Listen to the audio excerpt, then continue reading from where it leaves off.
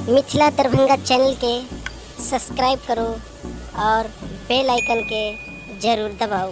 निपिझल कौल घर अंगना दुआरिया, भाभी भर दूतिया विधान है।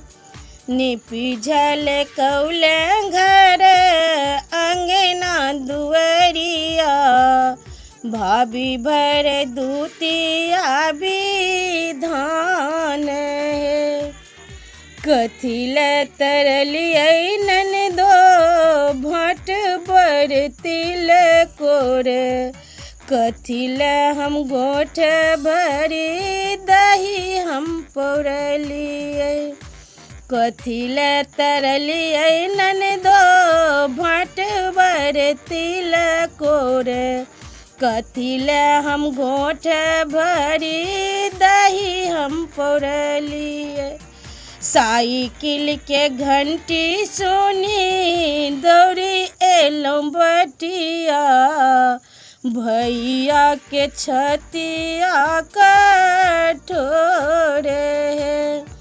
साइकिल के घंटी सुनी दौड़ी एलौं बटिया, भैया के छतिया कठोर है। अरिपन लिखी हम पीढ़िया ढोरब, भैया नो तब दए पान है। अरिपन लिखी हम पीढ़िया ढोरब, भैया नो तब दए पान है। गंगा नो तल हम नोती भैया, मांगिन सोना चांदी मांगिले रुपैया।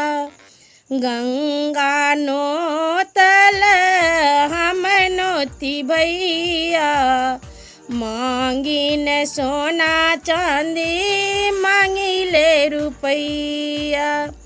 जुग जुग जीवतु भैया सहोदर, भौजी के बढ़न अही बात।